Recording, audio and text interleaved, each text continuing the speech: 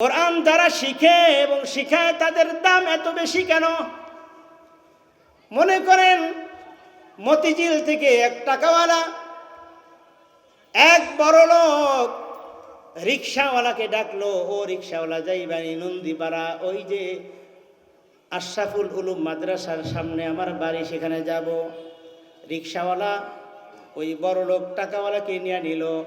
নিয়ে নেওয়ার পরে যখন আস্তে আস্তে আসতেছে আর কথা বলতেছে, যখনই মাদ্রাসার সামনে নামলো, নামার পরে টাকাটা বের করে দেয় আর রিক্সাওয়ালাকে ডাকে আর জিজ্ঞাসা করে, ও রিক্সাওয়ালা, এত কষ্ট করে ঘাম ঝরাইয়া মতিঝিল থেকে এই যে আশরাফুল উলুম মাদ্রাসার সামনে নিয়ে আসলা, টাকাও দিলাম, কিন্তু তোমার কষ্ট তো আমার খুব খারাপ লাগে, তোমার ছেলে সন্তান কি আসেনি? রিক্সাওয়ালা বলতেছে, ওরে ভাই, আমার দুইটা সন্তান, একটু দোয়া কইরেন। ভাই কি করে? বলে আশরাফুল উলুম মাদ্রাসায় পড়ে, একজন 20 পারা পড়ে আর একজন নাজেরানা পড়ে। ওই টাকাওয়ালা আফসোস করে বলে, হায় হায় হায় হায়, তুমি কই করলা? তুমিও রিক্সাওয়ালা কপালটা পুড়ে দিলা, তোমার সন্তানদেরকেও মাদ্রাসায় পড়াইয়া তুমি কপাল পড়লা। তোমার মাদ্রাসায় পড়াইলে তোমার সন্তানরা কি খাইয়া বাঁচবে? রিক্সাওয়ালা চিন্তা করে মনটা খারাপ হয়ে গেল, হায় হায়, আমি চাইলাম একটু দোয়া, আর হ্যাঁ কি কইতেছে। কিছুক্ষণ চুপ থাকার পরে রিক্সাওয়ালা বলতেছে, ও বড় লোক, টাকাওয়ালা, বাড়িওয়ালা, আপনার সন্তান কয়জন? টাকাওয়ালা বাড়িওয়ালা বুক ফুলে বলতেছে, আমার সন্তান 5 জন। একজন উকিল, একজন জজ, একজন ইঞ্জিনিয়ার, একজন ডাক্তার, আর একজন রাজনীতিবিদ, সকলেই প্রতিষ্ঠিত। 5 ছেলের 5টা বাড়ি আছে, আমারও একটা 6 তলা বাড়ি আছে, আমি অনেক প্রতিষ্ঠিত। ও রিক্সাওয়ালা, তুমি তো বোকা, তোমার ছেলেদেরকে মাদ্রাসায় দিয়েছো। রিক্সাওয়ালা বলতেছে, ও জমিদার শোনো, কথা এখনো শেষ হয় নাই। তোমার সন্তানদের জন্য 5 সন্তানের জন্য 5টা বাড়ি করে দিয়েছো। একজন জজ, একজন উকিল, একজন ইঞ্জিনিয়ার, একজন ডাক্তার, একজন রাজনীতিবিদ। বলেন তো 5 ছেলের মধ্যে আপনি যদি মারা যান, আপনার জানাজা পড়াইবে কোন সন্তান?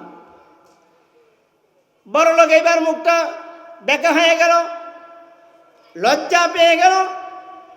রিক্সাওয়ালা টাকাটা ছুঁড়ে মেরে বলল, ধিক্কার জানাই আপনার টাকার উপর, সন্তানের উপর, আপনার বাড়ি গাড়ির উপর।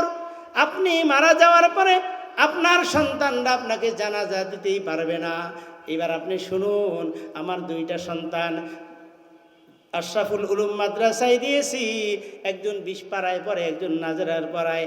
আমি যদি এখনো মারা যাই, ও জমিদার, ও বাড়িওয়ালা, ও টাকাওয়ালা, আমার সন্তান এখনই আমার জানাজা পড়তে পারবে।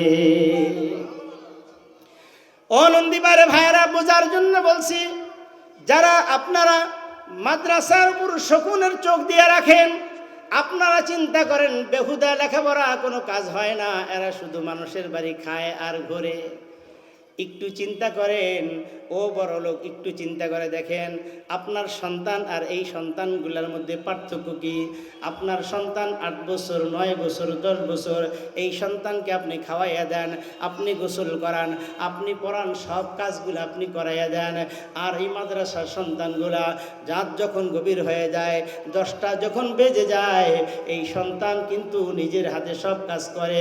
খাবারের প্লেটটা নিজে ধোয়, নিজে ধুইয়া আবার নিজে খাবারের প্লেটটা ট্র্যাঙ্গের মধ্যে রাখে। এই সন্তান নিজে বিছনা করে, মশারি টানায়, এরপরে সুন্নতি আকারে শুয়ে যায়।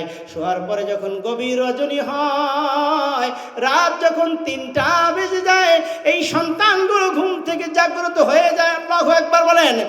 এই সন্তানগুলো ঘুম থেকে জাগ্রত হয়ে অজু করে, শীতের মধ্যে এই ঠান্ডা পানি দিয়ে গোসল করে, ঠান্ডা পানি দিয়ে অজু করার পরে, অজু করে যখন নামাজে দাঁড়ায় যায়, এই সন্তান গভীর রজনীতে, এই 8 বছর 9 বছরের সন্তানগুলা গুনাহ কি বোঝে না, গুনাও করতে জানে না, নামাজে দাঁড়াইয়া কান্না করে আল্লাহর কাছে বলে, আলহামদুলিল্লাহি রব্বিল আলামিন।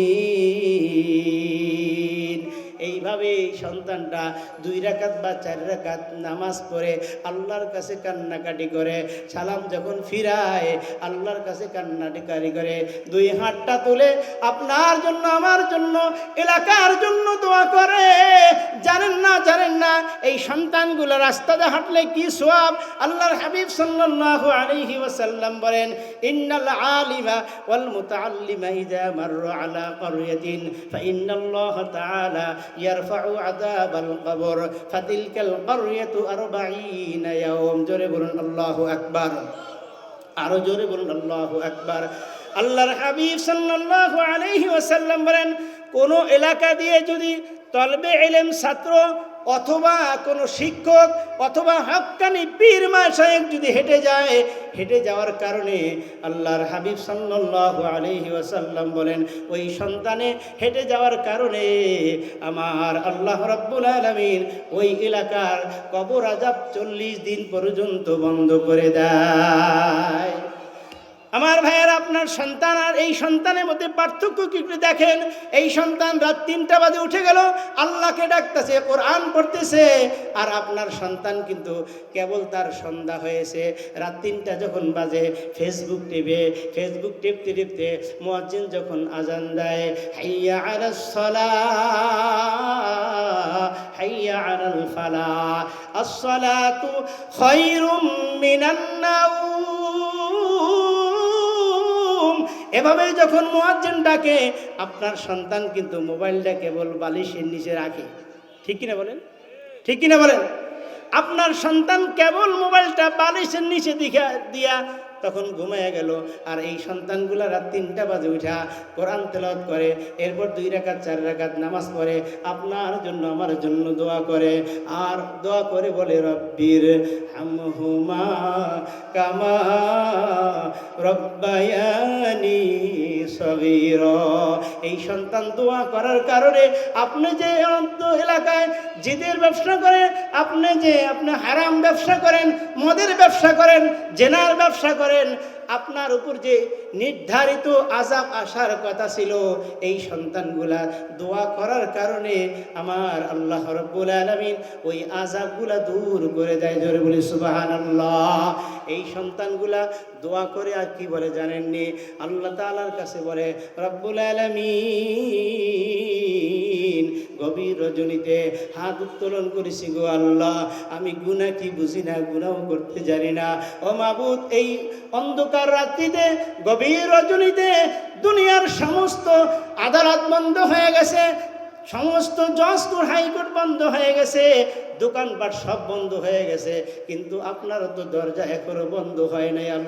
আল্লাহ গো, অত্র এলাকার সমস্ত আযাব গুজাবগুলো দূর করে দাও। ও ভাইয়ের একটু বোঝার বিষয়, এই ছোট ছোট বাচ্চাদের কারণে, দোয়ার কারণে আল্লাহ তাআলা অত্র এলাকার সমস্ত আযাব গুজাব দূর করে দেয়।